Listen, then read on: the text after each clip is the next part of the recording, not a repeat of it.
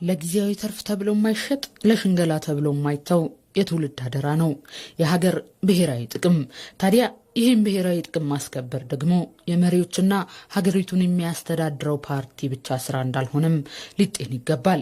የዕለት ጉርሱን ለማግኘት ከሚታትረው ሰራተኛ ጀምሮ በእናት ሀገሩ መከበር ምክንያት በሰላም ወጥቶ የሚገባው ተማሪና ለኢትዮጵያ የደም መስዋዕትነት ለመክፈል ድንበር ላይ የሚቆመው ጠባቂ ትከሻ ላይ ያረፈም ጭምር ነው።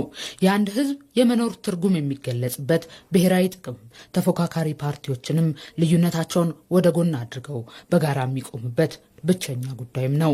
ሁሉ ነገር ከሀገር በታች ነው። ሀገር ስትኖር ነው ፓርቲዎችን በሰላማዊ መንገድ መታገል የሚችሉት፣ ሌሎችም ሁሉም እያንዳንዱም ሰው ወጥቶ መግባት የሚችለው። ስለዚህ የሀገርን ክብር በማስጠበቅ የሀገርን ሉዓላዊነት በማስጠበቅ ደረጃ ሁላችን ተመሳሳይ አቋም ሊኖረን ይገባል። ነገር ግን በአንዳንድ ጉዳዮች ላይ ግን በአፈጻጸም ላይ በፖሊሲ ላይ ግን የምንለያይበት ካለ እሱን ደግሞ ልንፎካከርበት ልንለያይበት እንችላለን። ስለዚህ በዚህ ጉዳይ ላይ ከየትኛውም አካል ጋር እንተባበራለን። ሀገር ነጻ ስትሆን ድንበሯ ሲከበር ህዝቧ ሲከበር በሰላማዊ ሜዳ ለመንቀሳቀስ ለመወያየትም ሀገረ መንግስት ግንባታም ሊካሄደው የሚችለው መጀመሪያ የሀገራችን ብሔራዊ ጥቅም መከበር ሲኖርበት ነው። ስለዚህ ትብብር ለኢትዮጵያ አንድነት በሀገራዊ ብሔራዊ ጥቅም ላይ ትኩረት ሰጥተን የምንሰራበት ትልቁ ምክንያት አገር ከሌለ ምንም ነገር የለምና በብሔራዊ ጥቅም ጉዳይ ላይ ምንም ድርድር የለንም። በአንክሮት የምንሰራው መጀመሪያ ብሔራዊ ጥቅሟ እንዲከበር እንፈልጋለን። ኢትዮጵያ እንደ ሀገር መቆም እንዳትችልና ጥንካሬዋን እንድታጣ ሉዓላዊነቷን የሚገዳደሩ በርካታ አካላት በየጊዜው እንደሚነሱባት በታሪክ የተከተበ ኖረንም ያየነው እውነት ነው።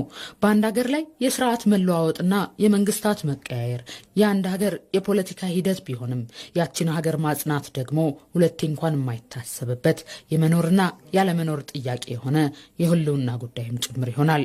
በሰላሟ ላይ ኢትዮጵያን ሊያፈርስ ኢትዮጵያን ሊከፋፈል የሚመጣ የትኛውንም የውስጥም የሆነ የውጭ ኃይል ጋር አንቆምም። እስከዛሬም ያደረግነው ይሄንን ነው። ኢትዮጵያን ሊወጋ ኢትዮጵያን ለመከፋፈል የሚመጣው ማንኛውንም ኃይል ከፊት ቆመን እንታገላለን፣ ከየትኛውም አካል ጋር ማለት ነው። ስለዚህ መንግስት የትም ይሁን ይቀያየራል።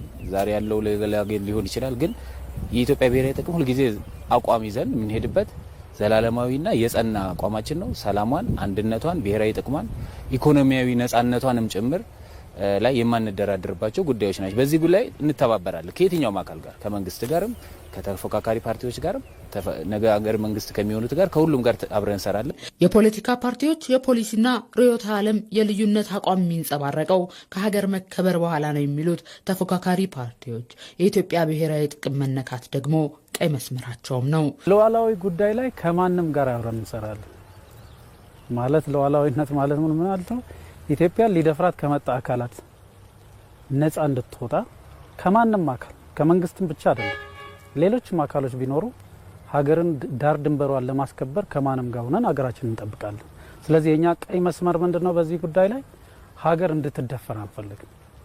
በየትኛውም አግባብ በየትኛውም አቅጣጫ ሀገራችንን የሚደፍር አካል ከመጣ ቀይ መስመራችን ነው የኛና በጋራ ከየትኛውም አካል ጋር እንሰራለን። ርዕዮተ ዓለም አይገድበንም በዚህ ጉዳይ ላይ ለማለት ነው። ብሔራዊ ጥቅም ሀገርን ከመበተን ጠብቆ የህዝብን ክብር አጽንቶና ትውልድን ደግሞ ካለፈ ታሪክ ተወቃሽነት የመጠበቅ ጥበብም ነው። ይህን ማጽናት ደግሞ የሁሉም ሀገራዊ ግዴታ ይሆናል።